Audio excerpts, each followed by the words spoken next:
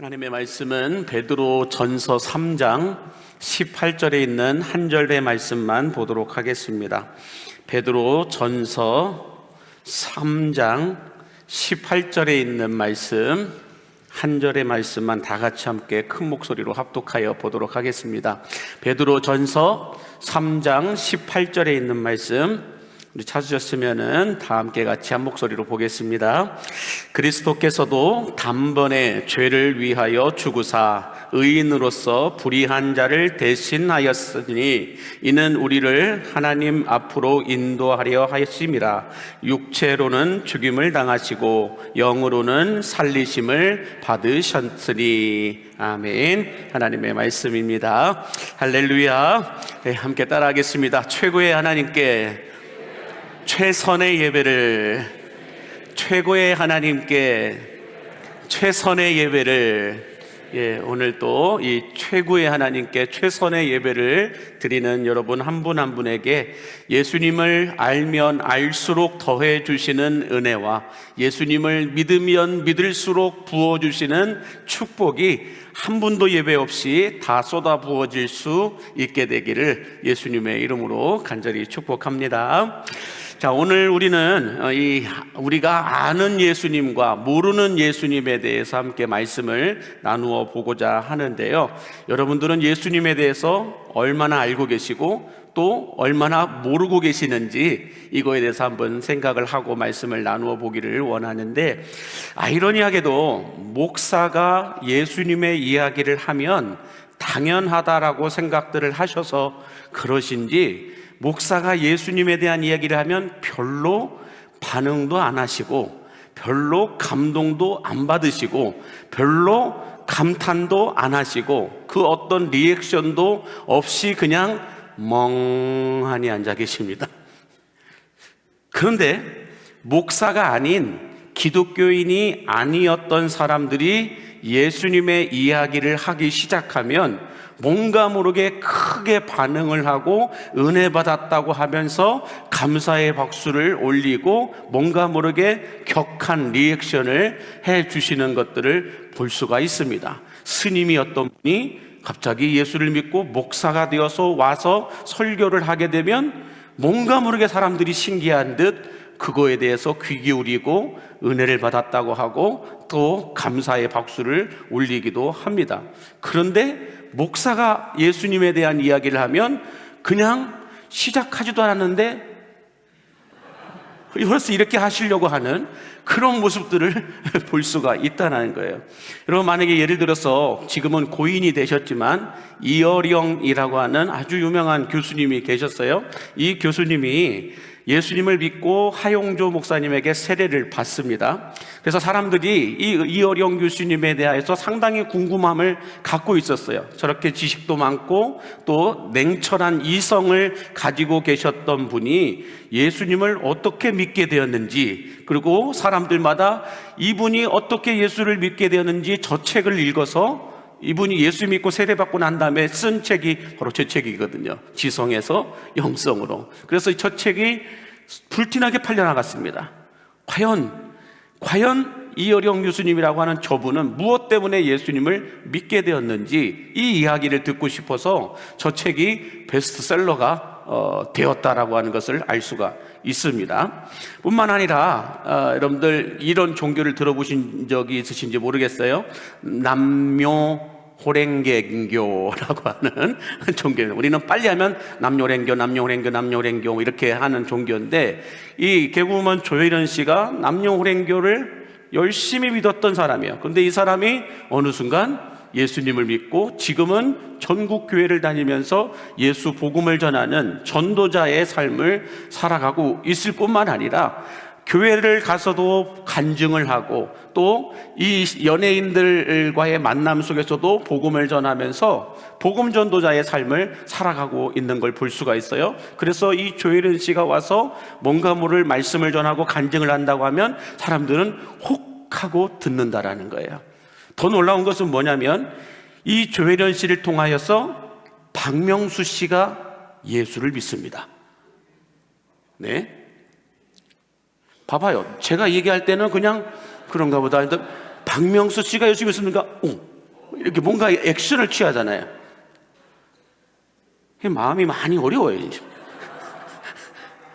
자, 그런데 이 몇 년 전에 박명수 씨가 조카가 죽을 병에 걸렸었던 것 같아요. 그런데 조혜련 씨를 통해서 처음으로 하나님께 기도하는 이런 시간들을 가졌던 것 같고, 정말 이 박명수 씨가 진심으로 하나님께, 정말 사랑하는 조카가 죽을 병에 걸려서 죽어가고 있는 그 모습을 보면서 정말 하나님께 부르짖어서 기도했는지 어떠는지는 모르겠지만 하나님께 기도하였더니 하나님께서 응답을 해 주셔서 그런지 박명수 씨가 방송에 나와서 정말로 다시 한번 보여주실까요?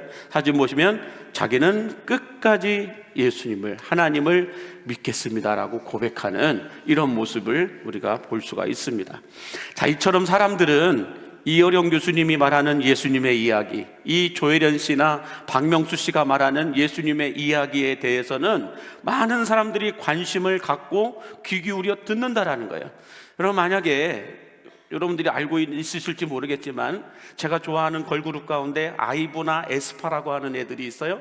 이런 아이브나 에스파 같은 이 애들이 와가지고 여기에서 예수님의 이야기를 한다면 여러분들 고개 숙이고 졸고 있을 애들이 있을까요? 어른들은 자죠. 몰랐을까?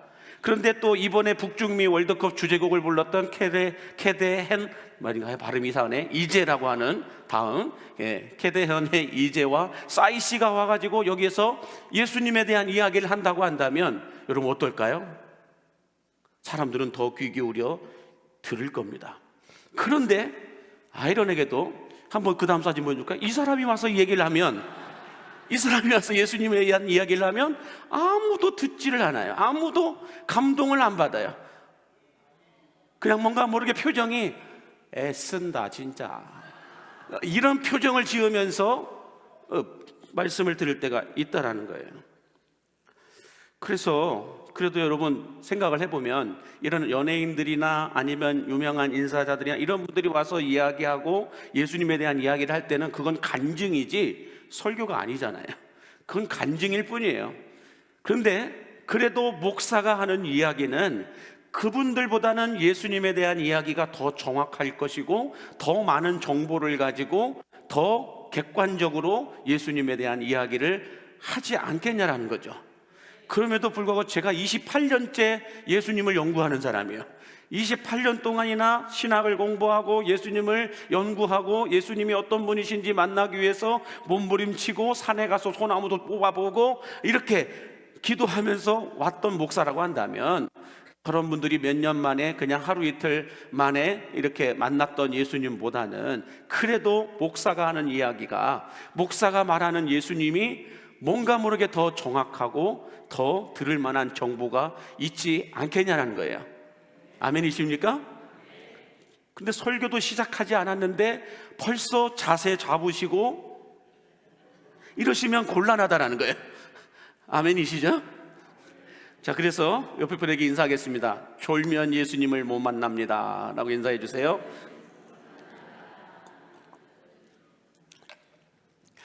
다혜야, 예쁘게 얘기 안 해도 돼. 그냥 얘기해도 돼요. 너무 예쁘게 졸면지만 이렇게 안 해도 됩니다. 자, 그러면 먼저 우리가 이미 알고 있는 예수님에 대한 정보를 좀 생각해 보기를 원하는데, 자, 예수님은 어떤 분이신가? 이거에 대한 정보를 좀 먼저 객관적으로 알아보기를 원하는데, 첫 번째는 이렇게 말씀을 드릴 수가 있어요. 예수님은 인류 역사의 기준이 되심을 믿으시기 바랍니다. 다음 사진 한번 보여줄까요? 왜 그러냐면 예수님의 탄생을 기점으로 BC와 AD가 결정되기 때문에 그렇습니다. 자, 자세하게 보셔도 되지만 예수님이 태어나기 전 BC와 예수님이 태어나시고 난 이후 AD로 나누어지게 된다는 거예요. 그래서 올해가 2026년이다라고 하는 것은 무엇을 의미해요? 예수님이 태어나신 지 2026년이 됐다는 거예요. 아멘이십니까? 그뿐만 아니라 우리들도 여러분들 언제 태어났는지, 태어난 생일날이 있고, 이제 여러분들이 시간이 지나서 돌아가시게 되면, 사망하게 되면 사망한 연도, 날짜, 시간까지 다 나옵니다. 목사님이 장례를 많이 집례를 해보시면 언제나 제일 먼저 확인하는 게 뭔지 아세요? 몇 년도, 몇 월, 며칠에, 몇 시에 돌아가셨는지 이것부터 확인합니다. 이분이 언제 태어나셨고 언제 돌아가셨는지 이것도 우리가 확인하게 되는 건데, 중요한 건 뭐예요? 제가 1975년 4월 29일 아침에 태어났습니다. 이 말인즉 뭐예요? 예수님이 탄생하신 지 몇 년이 지났어요? 1975년이 지난 4월 29일에 제가 태어났다는 거예요. 그러면 제가 언제 죽을까요? 몰라요. 언제 돌아가겠죠. 그러면 그때 돌아갈 때는 언제예요? 예수님이 태어나신 지 몇 년도에 제가 사망하게 되었다, 이 이야기를 하고 있는 거예요. 그러므로 예수님은 우리 온 인류의 모든 인생의 기준이 되심을 믿으시기 바랍니다. 예수님의 탄생을 시작으로 모든 것이 시작되고 이야기된다라는 거예요. 두 번째로, 예수님은 어떤 분이신가 한번 보여주시면, 예수님은 지구 역사상 가장 유명하신 분이심을 믿으시기 바랍니다. 가장 유명하신 분이세요. 제가 그래서 구글이라고 하는 사이트가 있죠. 구글에서 예수라고 하는 이름을 조회를 해보니까 오늘 우리 목사님들을 총동원시켜가지고 구글에서 한번 조회를 해봤어요. 그랬더니 월 평균 전 세계 이 구글에 입력했던 사람들이 예수님이라고 하는, 예수라고 하는 이름을 검색해서 조회한 건수를 보니까 2490만 건이에요. 한 달에 구글이라고 하는 곳에서만 예수님에 대한 이름이 여러분들 검색되어진 조회수가 2490만 건이라는 거예요. 그러면 이것을 연 평균으로 제가 계산을 해보니까 2억 9880만 건이 예수라고 하는 이름이, 지저스라고 하는 이름이 여러분들 조회가 되고 있다는 거예요. 이것을 제가 예수님이 태어나신 2026년을 다 계산하지 않고 2000년은 빼고 21세기가 시작된 2000년도부터 지금까지 26년을 계산해 보니까 77억만 건을 예수님을 조회를 했어요. 전혀 놀라지도 않네요. 여러분, 어떻게 해야 놀라실래요?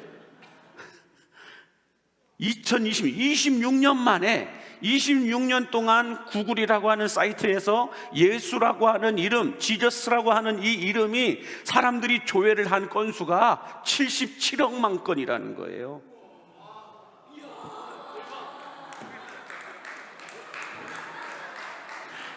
고마워. 또 닭 한 마리 먹어라 진짜. 이런 리액션에 하나님의 시선이 멈춰 있음을 믿으시기 바랍니다. 여러분, TV 우리가 이렇게 쇼 프로그램에 나는 거 보면은 카메라 감독님들이 관중석에서 누구를 비춰줘요? 자고 있는 사람 비춰줍니까? 안 비춰줘요. 리액션이 좋은 사람을 비춰줘요. 그러면 그 사람이 웨스컴을 타는 거죠. 마찬가지로 하늘나라 천사들도 카메라를 돌릴 때 누구를 돌릴까요? 딴짓하고 있고 졸고 계시고 전혀 예배 안 드리고 있는 사람들은 하늘나라 카메라가 비치지 않아요.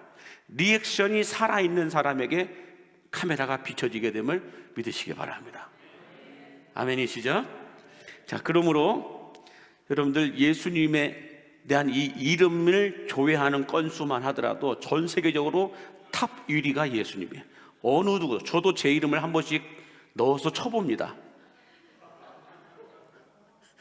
구글뿐만 아니라 이런 우리 한국 사이트에다가도, 제가 이렇게 유튜브에다가도 제 이름을 쳐봅니다. 그러면 꼭 이거 춤추는 것만 나와 있어. 보신 분들은 보셨겠지만 하여튼 당황스러운 것만 올라가 있어요. 자, 이뿐만 아니라 여러분, 예수님을 사진 한번 보여주시면, 예수님은 33년간 저곳에서만 살았어요. 저곳을 벗어난 적이 없어요. 예수님은 저 예루살렘, 이스라엘 땅이라고 하는 저곳에서만 예수님은 사셨어요. 33년을. 공생의 사역은 3년밖에 하지 않으셨는데, 중요한 건 현재 5대양 6대주에서 예수님의 이름을 모르는 사람은 없다라는 거예요. 예수님은 저 이스라엘이라고 하는 땅 저곳에서만 33년을 사셨다가 돌아가셨는데, 중요한 건 지금 현재 2026년이 지난 지금 현재 5대양 6대주에 예수님을 모르는 사람이 없다라는 거예요. 더 놀라운 건 뭐냐면 다음 사진 한번 보여주실까요? 2020년 기준으로 전 세계 201개국 중에서 기독교 국가가 120개국입니다. 빨간색으로 되어 있는 게 다 기독교 국가로 들어가 있어요. 120나라가 기독교 국가라는 거예요. 더 놀라운 건 뭐냐면 기독교를 포함하여 다양한 종교가 섞여 있는 나라가 우리나라를 포함해서 여러분들 7개 나라가 있고, 회색, 흰색 이런 쪽은 거의 어떤 국가가, 종교가 없는 나라들을 놓고 이야기하는 거예요. 자, 이렇게 그냥 전 세계적으로 빨갛게 물들어져 있는 이걸 보면서 세상 사람들은 뭐라고 얘기하냐면 기독교를 향하여 너무 배타적이다라고 얘기합니다. 기독교가 너무 배타적이래요. 근데 여러분, 맞습니다. 기독교는 배타적입니다. 왜 그런지 아세요? 진리는, 정답은 하나밖에 없기 때문에 그래요. 진리는 하나밖에 없는 거고 정답도 하나밖에 없기 때문에 배타적이라고 얘기하는 거예요. 자, 여러분들 한번 다혜야, 왜 앞에 앉았니? 한 번만 여기 앉으라고 해서 앉았어요. 자, 여러분들 한번 제가 문제를 내겠습니다. 꼭 맞춰보세요. 하나, 둘, 저를 보세요. 하나, 둘, 셋, 넷. 9구단을 외자, 9구단을 외자. 77에 그렇지. 77에 50 하면 맞아요? 틀려요? 틀려요. 다시 한번. 9구단을 외자. 이쪽 9단을 외자. 88에 그렇지. 너희들 말고 있죠. 88에 이렇게 하시는 분들도 있는데 저쪽 끝에 한번 보겠다. 9구단을 외자. 9구단을 외자. 79 64 아주 좋아요. 자, 여러분이 아무리 9구단을 외웠을 때 55 뭐예요? 25분이에요? 55 25? 이거 하나밖에 없어요, 답이. 그래서 배타적인 거예요. 답이 하나밖에 없으니까 배타적인 거예요. 아멘이십니까? 다른 답이 없어요. 구원자도 진리도 하나밖에 없어야 되고 하나밖에 없기 때문에 기독교는 배타적이다는 말이 맞습니다.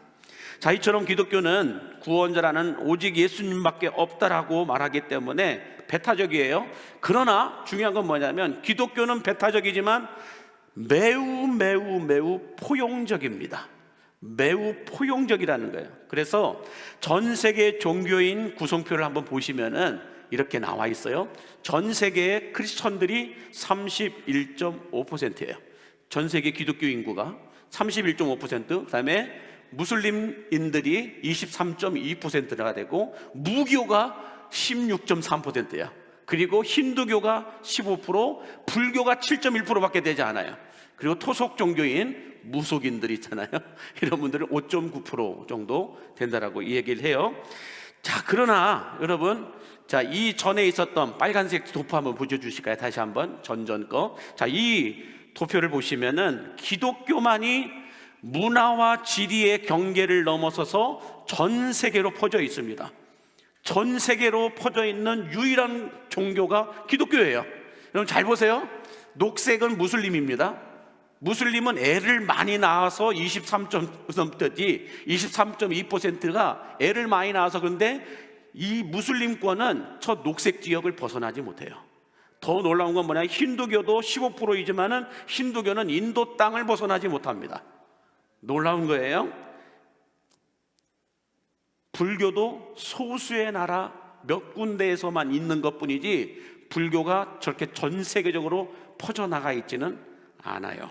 그러므로 전 세계적인 종교라고 말할 수 있는 종교는 유일하게 기독교밖에 없음을 믿으시기 바랍니다.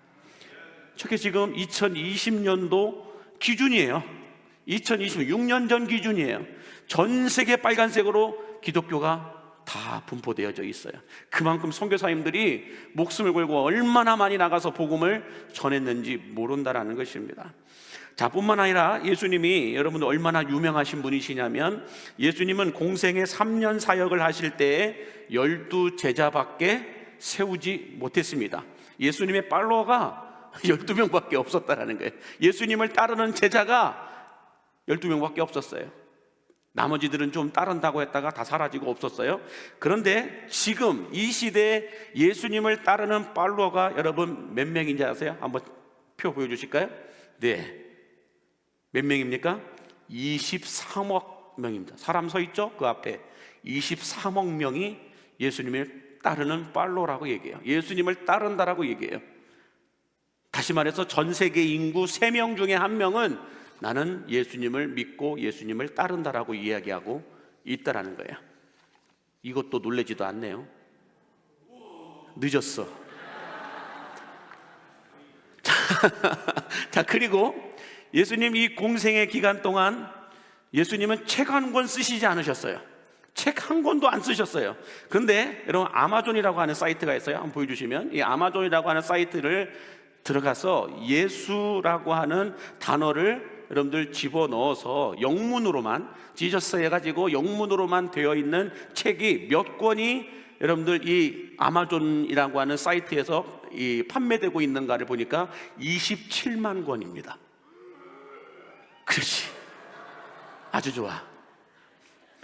이 아마존이라고 하는 곳에서만 지저스, 이 한국말도 아니고 영어로만 전 세계에 책이 판매되고 있는데 그게 27만 권이 판매가 됐다라는 거예요. 예수님은 책 한 권도 안 쓰셨는데. 더 놀라운 거 하나만 더 얘기할까요? 예수 그리스도를 주제로 한 찬송곡은 셀 수가 없어요.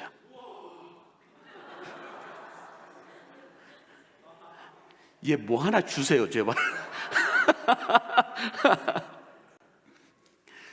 이처럼 지금 우리가 부르는 찬양 속에서도, 찬송가 중에서도 예수를 주제로 한 찬송가가 얼마나 많습니까? 뿐만 아니라 복음성가 중에서도 예수님을 주제로 한 찬송곡들이 얼마나 많이 만들어졌습니까? 근데 이것을 우리나라뿐만 아니라 전 세계적으로 놓고 봤을 때 셀 수가 없다라는 거예요. 예수의 이름을 찬양하는, 예수님은 찬양곡 하나 만들었다는 말씀이 성경 어디에도 없어요. 근데 예수를 주제로 한, 예수님을 높이는, 예수님을 경배하는 이런 찬양곡들은 전 세계에 셀 수가 없을 만큼 퍼져 있다는 거예요. 이만큼 예수님은 유명하신 분이십니다.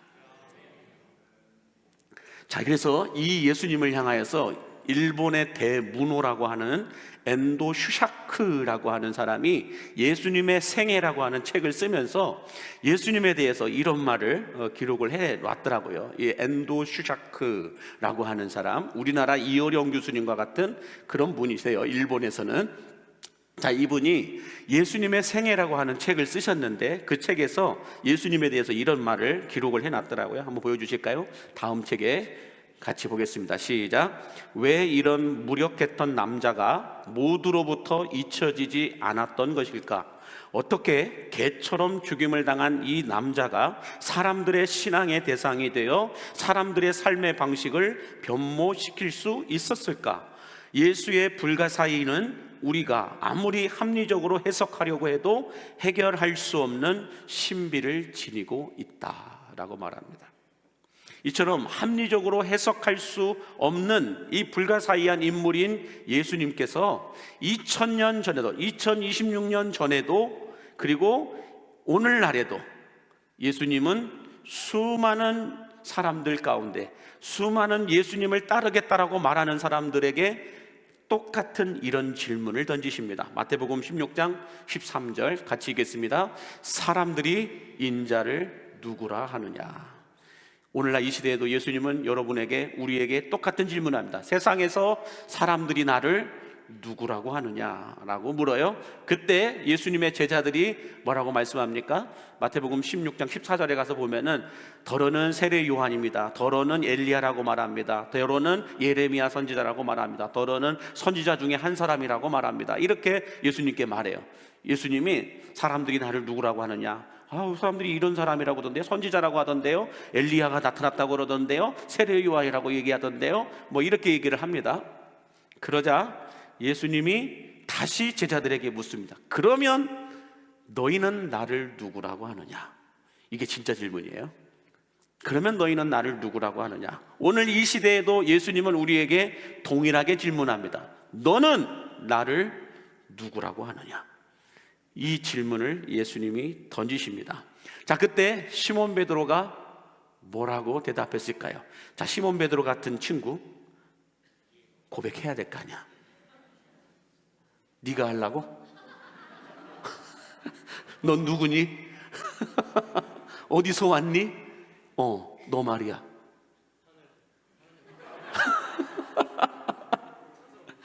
그래? 얼른 올라가. 그래. 자, 뭐라고 얘기하냐면 베드로가 주는 그리스도시요 살아계신 하나님의 아들이십니다 라고 얘기하고 있는 거예요. 주는 그리스도시요 살아계신 하나님의 아들이십니다. 이 베드로의 고백을 듣고 예수님이 얼마나 기분이 좋으셨던지 천국 열쇠를 그냥 맡겨버리십니다. 베드로에게 천국 열쇠를 맡기신다는 거예요. 자, 2000년이 지난 지금 예수님은 우리에게도 똑같이 질문합니다. 세상 사람들이 나를 누구라고 하느냐? 뭐라고 얘기해요? 4대 성인 중에 한 사람입니다 라고 말합니다. 석가모니나 공자나 소크라테스나 이런 사람들과 같은 4대 성인 중에 한 사람이라고 말합니다 라고 얘기해요. 자, 그러면 여러분, 왜 세상 사람들은 현대에 와서는 예수님을 4대 성인 중에 한 사람이라고 얘기할까요? 그 이유는 저 석가모니나 공자나 소크라테스와 같은 저 사람들이 가르쳐준 가르침 때문에 그렇습니다. 이들이 가르쳐준 가르침 때문에 사람들은 예수님이 가르쳐주신 그 가르침 때문에 4대 성인 중에 한 사람이라고 말하고 있다는 거예요. 그럼 여러분, 예수님이 무엇을 가르쳐줬을까요? 우리가 너무 잘 알고 있는 뭐가 있을까요? 원수를 사랑하라. 이 가르침이 너무 놀랍다라는 거예요. 세상 사람들이 듣기에 원수를 사랑하라, 이 가르침이 너무 놀랍다라는 거예요. 70번씩 7번이라도 용서하라, 이것이 너무 놀랍다라는 거예요. 이 가르침이 이것만 있어요? 너를 박해하는 자들을 위하여 기도하라, 이런 가르침이 너무 놀랍다라는 것이고, 오른뺨을 치면 어디를 대라는 거예요? 오른뺨을 치면 왼뺨도 대라는 거예요. 이런 것들이, 이런 예수님의 가르침이 너무 놀랍다라는 거예요. 또 뭐가 있어요? 오리를 가자고 하면 십리를 같이 가라는 거예요. 속옷을 달라 하면 겉옷까지 벗어주라는 거예요. 이런 예수님의 가르침이 너무 놀라워서 사람들은 예수님을 석가모니나 공자나 소크라테스와 같은 이런 사람들처럼 4대 성인 중에 한 사람입니다 라고 말을 한다라는 거예요. 그러면 세상 사람들은 그렇다 치고 우리는 뭐라고 얘기해야 될까요?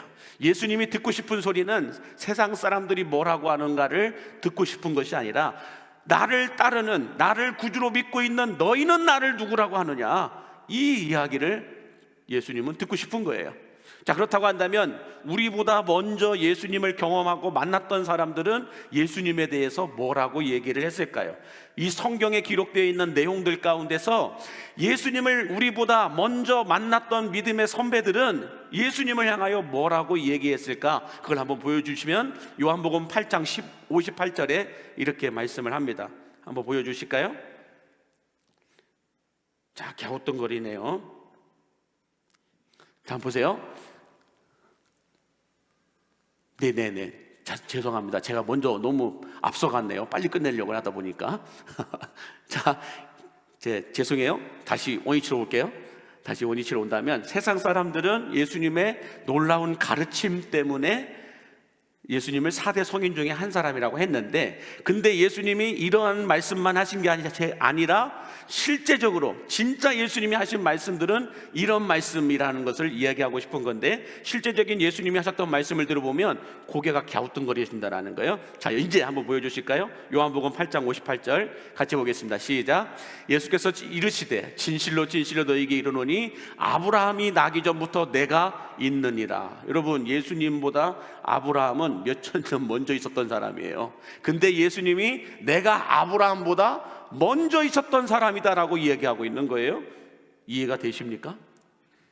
이 이야기 때문에 유대인들이 예수님을 인정하지 않는 거예요. 또 요한복음 17장 5절에도 보면 이렇게 말씀을 하죠. 한번 보여주세요. 요한복음 17장 5절 시작. 아버지여, 창세전에 내가 아버지와 함께 가졌던 영화로서 지금도 아버지와 함께 나를 영화롭게 하옵소서. 뭐라고 얘기했어요? 예수님이, 하나님이 이 천지 만물을 창조하시기 전부터 하나님과 함께 있었대요. 근데 이것을 세상 사람들은 이해가 안 되는 거예요. 유대인들도 이해가 안 되는 거예요. 어떻게 2026년 전에 사람이 창세전부터 하나님과 함께 계셨다? 이게 이해가 되냐는 거예요. 또 요한복음 14장 8절과 9절에도 보면 이런 말씀이 있어요. 같이 보겠습니다. 빌립이 이르되 주여 아버지를 우리에게 보여주옵소서. 예수께서 이르시되 나를 본 자는 아버지를 보았거늘 어찌하여 아버지를 보이라 하느냐? 이것도 이해가 되나요? 빌립이 예수님을 향하여 하나님 아버지를 우리에게 보여주십시오 하니까 나를 본 자는 하나님 아버지를 본 자이다. 그러면서 결정적인 한 말씀을 더 하세요. 요한복음 10장 30절 같이 보겠습니다. 나와 아버지는 하나이니라. 여기서 한 방을 더 때리십니다. 한 방을 더 치세요. 요한복음 11장 25절과 26절 같이 보겠습니다. 시작. 예수께서 이르시되 나는 부활이요 생명이니 나를 믿는 자는 죽어도 살겠고 무릇 살아서 나를 믿는 자는 영원히 죽지 아니하리니 이것을 내가 믿느냐. 여러분 지금 우리가 몇 가지 말씀만 봐도 누가 생각나요? 허경영 씨가 생각나요. 유대인들이 들었을 때에 예수님이 살아계셨을 때 그때 그 사람들이 예수님의 이 말을 들었을 때에 지금 오늘날 우리가 허경영 씨가 하는 이야기와 같은 허무맹랑한 말처럼 들렸을 것이라는 거예요. 그렇다고 해서 지금 허경영 씨가 메시아라는 소리는 아니에요. 그만큼 허무맹랑한 소리라는 거예요. 그 예수님이 살아계셨을 때 예수님이 하셨던 이 말씀들을 들으면서 사람들은 예수님을 뭐라고 생각했을까요? 열의 아홉은 그랬을 거예요. 진짜 예수님의 말씀대로 하나님의 아들이거든, 아니 아들이든지 아니면 미치광이든지 둘 중에 하나라는 거예요. 지금 우리가 잠깐만 들어도 예수님이 하셨던 말씀들을 조금만 들어봐도 뭐라는 거예요? 뭔가 모르게 이해가 안 된다는 거예요. 합리적이지가 안 돼요. 조금 전에 세상 사람들이 얘기했던 것처럼 원수를 사랑하라, 이런 것을 7번 용서하라, 이런 말들은 너무 큰 감동이 되고 가르침이 되기 때문에 사대 성인 중에 한 사람이라고 이해가 되고 용납이 되는데, 지금 이후에 예수님이 말씀하셨던 것처럼 나는 아브라함보다 먼저 있었던 사람이다, 나는 하나님과 함께 있었던 사람이다, 하나님을 본 자는 나를 본 자이다, 나와 하나님은 같은 분이다, 이런 얘기를 하니 이해가 되지 않는다라는 거예요. 그러니 진짜 하나님의 아들이든지 아니면 미치광이든지 정신 나간 사람이든지 정신병자든지 둘 중에 하나였을 거라는 거예요. 근데 열의 아홉은, 그때 그 시대의 열의 아홉은 다 예수님을 정신병자로 봤다라는 거예요. 자, 그렇다고 한다면 이제 예수님이 우리를 향하여 너희는 나를 누구라고 하느냐라고 물었을 때에, 그때 그 시대 예수님이 살아계셨을 때에 예수님을 먼저 만났던 우리 믿음의 선배들은 과연 예수님을 뭐라고 고백을 했을까? 한번 그걸 보도록 하겠습니다. 요한복음 1장 29절 같이 볼게요. 시작. 보라, 세상 죄를 지고 가는 하나님의 어린 양이로다 라고 세례 요한이 말을 합니다. 세례 요한이 예수님을 향하여서, 예수님을 만난 세례 요한이 예수님을 보면서 뭐라고 얘기해요? 보라, 세상 죄를 지고 가는 하나님의 어린 양이다 라고 말하고 있어요. 베드로는 또 뭐라고 얘기했을까요? 마태복음 16장 16절 같이 보겠습니다. 주는 그리스도시요 살아계신 하나님의 아들이십니다 라고 고백을 하고 있어요. 또 마가라고 하는 사도 마가는 뭐라고 얘기했을까? 마가복음 1장 1절 시작. 하나님의 아들 예수 그리스도의 복음의 시작이라, 하나님의 아들이라고 고백을 해요. 마가도 뿐만 아니라 도마, 의심 많았던 도마는 뭐라고 얘기했을까? 요한복음 20장 28절 나의 주님이시요 나의 하나님이시니이다, 이렇게 고백을 해요. 의심 많았던 도마도. 또 마리아의 언니 마르다는 뭐라고 얘기했을까요? 마르다가 얘기합니다. 시작. 주는 그리스도시요 세상에 오시는 하나님의 아들이신 줄 내가 믿나이다. 마지막으로 박해자요 비방자요 핍박자였던 청년 사울이 빌립보서 2장 6절에서 이렇게 말합니다. 그는 근본 하나님의 본체이시나 하나님과 동등됨을 취할 것으로 여기지 않았다라고 말씀하는데, 하나님의 본체이시고 하나님과 동등하신 분이시다. 청년 사울, 사도 바울이 이런 고백을 하고 있다라는 거예요. 자, 그러면 여러분, 예수님께서 2000년 전 제자들에게 말씀하셨던 것처럼 오늘날 우리들에게도 동일하게 질문하십니다. 세상 사람들이 말하는 내가 아니라 너희들은 나를 누구라고 하느냐? 다시 말해서 너희는 나를 믿는다고 말하는데 너희는 나를 누구로 믿느냐라고 질문을 한다면 여러분 대답할 수 있어야 됩니다. 너희는 나를 누구라고 믿느냐? 이거 대답하지 못하면 지옥 갑니다. 정확한 거예요. 다른 건 다 착하게 살아도 어떻게 살아도 상관없어요. 중요한 건 너희가 나를 믿는다고 얘기하는데 너희는 나를 누구라고 믿느냐고 질문하셨을 때에 여러분 정확하게 답할 수 있어야 돼요. 그 답이 없으면 정확한 답이 나오지 않으면 여러분들 교회 열심히 다녀도 지옥 갑니다. 분명한 신학의 고백이 있어야 돼요. 교회 열심히 나온다고 해서 천국 가는 거 아니에요. 교회가 구원의 조건이 아니라는 거예요. 헌금 많이 낸다고 해서 구원받는 거 아닙니다. 헌금이 구원의 조건이 아닙니다. 구원의 조건은 오직 하나예요. 하나밖에 없어요. 예수 그리스도를 나의 구주로 믿느냐 안 믿느냐예요. 지금 제가 몇 분만 세례 요한, 베드로, 마가, 도마, 마르다, 사울 이 사람들을 몇 명을 좀 나열했지만은 이 사람들의 공통적인 게 뭐예요? 주는 그리스도시라는 거예요. 주님은 하나님의 아들이시라는 거예요. 주님은 나의 구원자이시다라는 거예요. 이게 분명한 신앙 고백이었다라는 거예요. 그래서 우리들도 마찬가지입니다.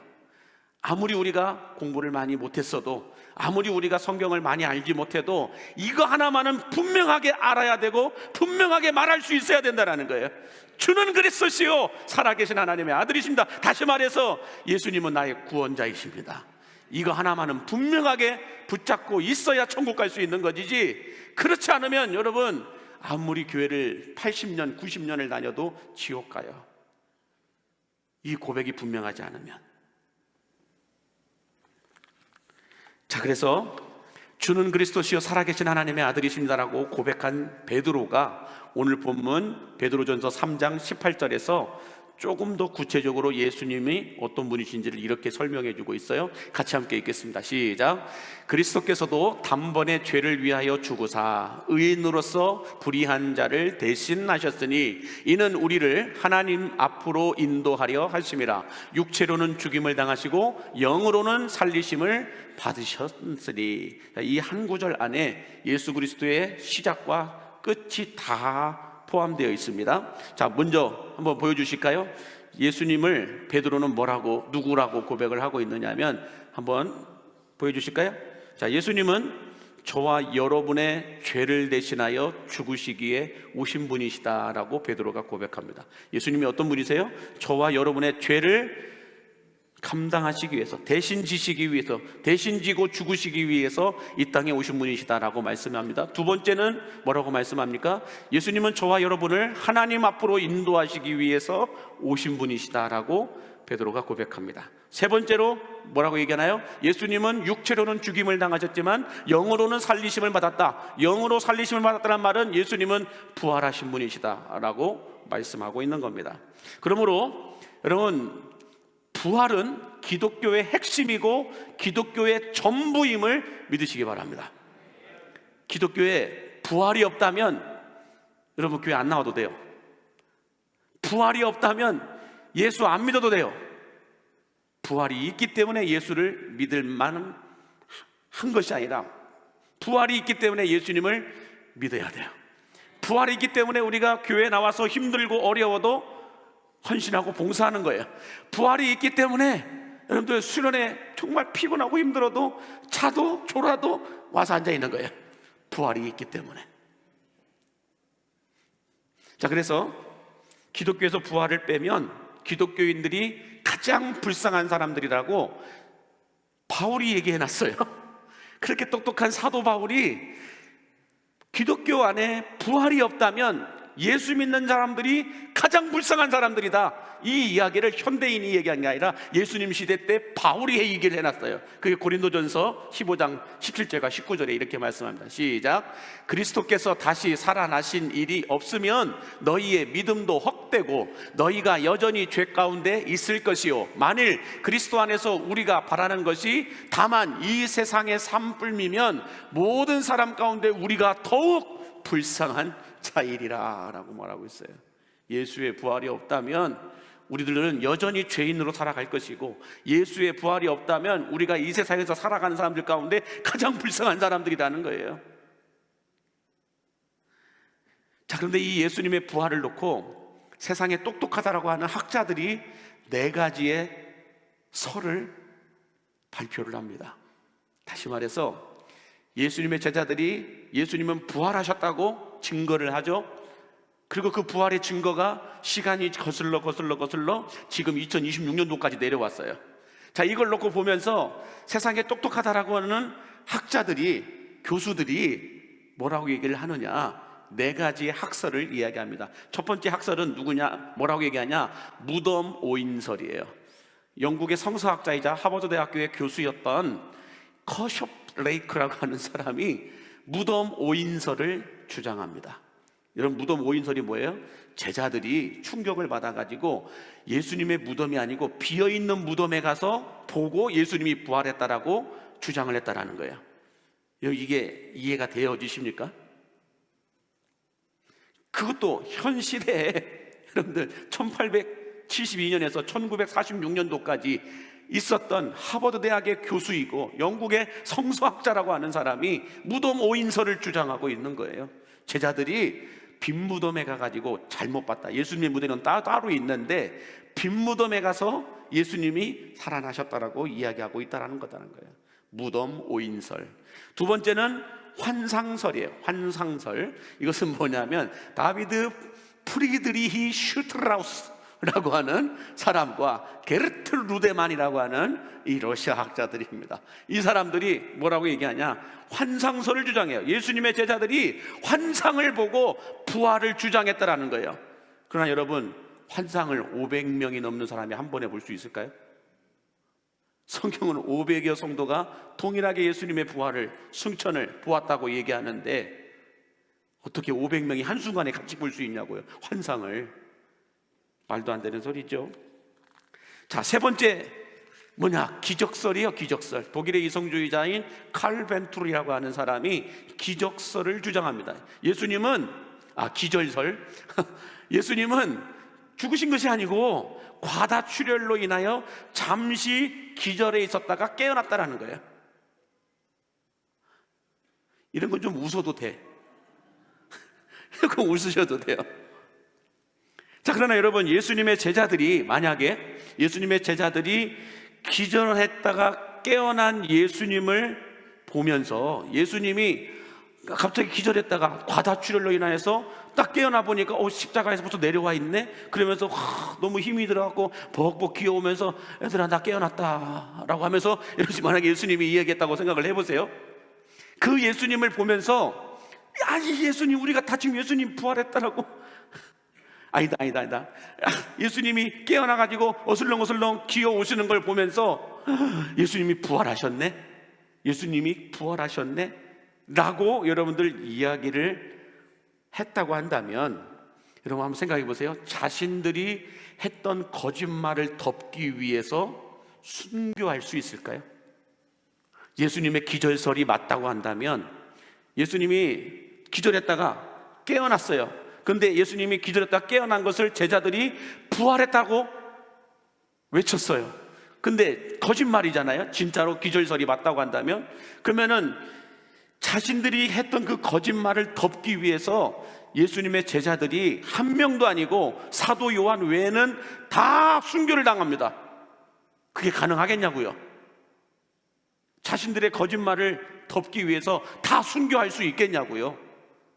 할 수가 없다는 거예요. 그것뿐만 아니라 예수님의 제자들만 순교한 게 아니라 2000년이 넘도록 지금 얼마나 많은 순교자들이 기독교 안에 여러분들 있는지 모른다는 거예요. 그러므로 기절설도 말도 안 되는 소리라는 거죠. 다음 마지막 시신도난설이에요. 시신도난설인데 이 계몽주의 철학자인 하르만 사무엘 라이마루스라고 하는 사람이 시신을 도난당했다라는 거예요. 예수님의 제자들이 예수님의 시신을 숨겨놓고 부활했다라고 거짓 선동하였다라는 거예요.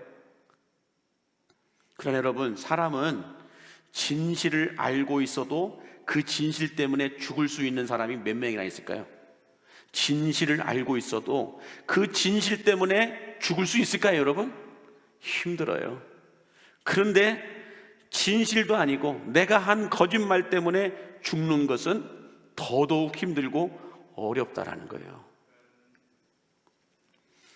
그러면 여러분, 기독교의 부활은 예수님 시대부터 지금까지 예수님의 부활은 한 번도 번복된 적이 없고 바꾼 적이 없음을 믿으시기 바랍니다. 성경도 그렇게 수많은 정경화 작업을 통하여서 여기까지 왔지만 성경이 구약 성경부터 신약 성경 마지막까지 모든 성경에서 단 한 번도 바뀌지 않은 것은 구원자는 유일한 예수 그리스도밖에 없다라는 거예요. 이것은 바뀐 적이 없어요. 예수님만이 구원자이라는 것은 한 번도 번복된 적도 없고 바뀐 적도 없다라는 거예요.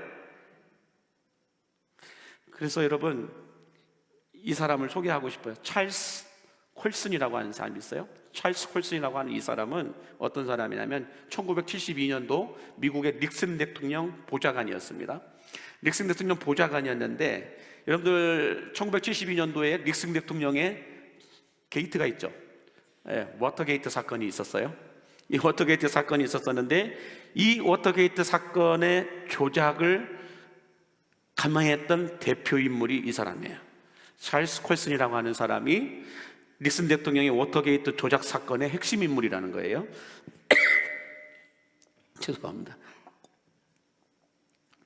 자, 그래서 이 사람이 어떻게 하냐면 미국의 유명한 대학을 나온 하버드 대학이나 예일 대학이나 이런 대학을 나온 사람들 가운데서 법률을 전공한 사람들을 다 불러 모읍니다. 그래서 법률 전문가들을 다 불러 모아놓고 뭘 하느냐? 완벽한 알리바이를 만들어요. 알리바이를 만들어서 그때 그 당시 닉슨 대통령은 그 자리에 없었다라고 하는 알리바이를 만듭니다. 그렇게 하고 본인들이 다 뒤집어 쓰고 본인이 감옥에 갑니다.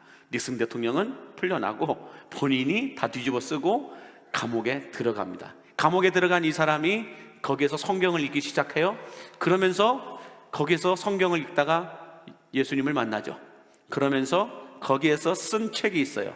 백악관에서 감옥까지라고 하는 책을 씁니다. 거기서 책을 쓰는데 놀라운 건 뭐예요? 지금 말고요.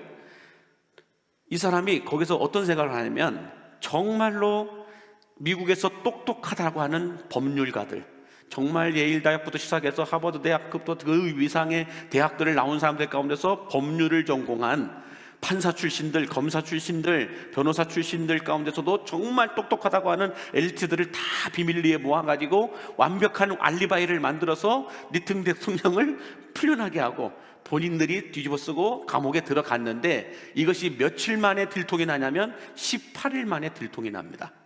18일 만에. 그래서 이 찰스 콜슨이라고 하는 사람이, 아니 우리가 그렇게 똑똑한 사람들이 다 모여서 그렇게 완벽하게 알리바이를 만들었는데 18일 만에 들통이 나버리네. 허무하다라는 생각이 드는 거예요. 그런데 이 사람이 성경을 읽다가 예수님을 만나면서 어떤 일이 벌어지냐, 백악관에서 감옥까지라고 하는 책을 감옥에서 쓰게 됐는데, 그 감옥에서 쓴 책이 이제 지금 나와 있는 저 책이에요. 근데 거기에서 이제 좀 보여주실까요? 거기서 이 찰스 콜슨이라는 사람이 이런 말을 해요. 뭐라고 하냐면, 같이 한번 보겠습니다. 전 세계에서 똑똑하다고 생각했던 사람들이 모여 알리바이를 짜고 만들었지만 18일도 못 버티고 들통이 났다. 예수의 부활을 시골 어부 출신들이었던 예수의 제자들이 만들어낸 알리바이였다고 한다면 지금까지 예수 부활이 증거되지 못하고 사라졌을 것이다 라고 하는 거예요. 예수 부활이 가짜였다면, 예수 부활이 예수님의 제자들 시골에서 고기 잡고 있었던 어느 대학 하나 나와보지도 못했던 정말로 여러분들 그 어부 출신들의 이 제자들이 만들어낸 알리바이였다고 한다면 이렇게 2000년이 넘도록 예수 부활이 이어져 오지 못했을 거라는 거예요. 자신은 그렇게 똑똑한 사람들 돈 많이 줘서 정말 알리바이를 완벽하게 만들었다고 생각했는데 한 달도 못 가고 18일 만에 들통이 났는데, 어부 출신들이었던 이 어부들이 주장하고 있고 말하고 있는 예수 부활은 그렇게 똑똑한 사람들이 이렇게 검증을 해보려고 연구해보고 저렇게 검증하려고 연구를 해봤지만 예수 부활이 진짜였다라는 거예요. 그러므로 예수 부활은, 이 찰스 콜슨이라고 하는 뭐라고 하는지 아세요? 제가 드렸나요? 예수 부활은 누구도 부인할 수 없고 누구도 막을 수 없는 역사적 사실이다 라고 얘기해요. 그러므로 여러분, 우리가 인정하든 인정하지 않든 예수 부활은 만들어진 전설이 아니라 역사적 사실임을 여러분 믿으시기 바랍니다. 바라기는 우리를 하나님께로 인도하시기 위해 이 땅에 오신 예수님께서는 오늘 이 시간 여러분들을 하나님 계신 보좌 앞으로 이끌고 가 주시기를 원하시고 계십니다. 베드로가 고백했어요. 예수님이 왜 이 땅에 오셨다고요? 우리를 하나님 앞으로 인도하시기 위해서. 예배를 드리는 이유가 뭘까요? 성령께서 우리를 하나님 앞으로 인도하시기 위해서임을 믿으시기 바랍니다. 뿐만 아니라 하나님께 나아가는 걸림돌이 되는 우리의 죄악의 문제를 예수님이 십자가 위에서 대신 지시고 죽으심으로 말미암아 죄값을 다 지불했다라는 거예요. 이것을 믿기만 하면 여러분들이 하나님 앞으로 나아가는데 앞에 장애물로 놓여 있는 이 여러분이 지금까지 지어왔던 모든 죄에 대하여서 다 치워버리신다라는 거야. 하나님 앞으로 나아가는데 죄가 가로막고 있는데 그 죄를 예수님이 십자가에서 치워버렸다라는 거예요. 아멘이십니까? 그러면서 뭐라고 얘기하고 있어요? 예수의 부활을 믿는 자들은 우리들도 동일하게 주님 오시는 그날 부활하게 될 것이다 라고 말씀하고 있습니다. 저는 이 말씀이 오늘 여러분들의 말씀이 될 수 있게 되기를 예수님의 이름으로 간절히 축복합니다. 찬양팀 나와주시기 바랍니다. 기도하겠습니다. 우리를 하나님께로 인도하시기 위해 이 땅에 오신 주님, 세상 사람들이 나를 누구라고 하느냐보다 너희는 나를 누구라고 하느냐고 말씀하시는 예수님의 이 질문에 우리들도 베드로처럼 주는 그리스도시요 살아계신 하나님의 아들이심을 고백할 수 있게 하여 주시고, 사망 권세 이기시고 부활하셨을 뿐만 아니라 영광 중에 다시 오실 주님을 알고 믿을 수 있는 광림의 성도들이 되게 해주시고, 특별히 우리 청소년들과 청년들이 되게 하여 주옵소서. 예수님 이름으로 축복하며 기도하옵나이다. 아멘.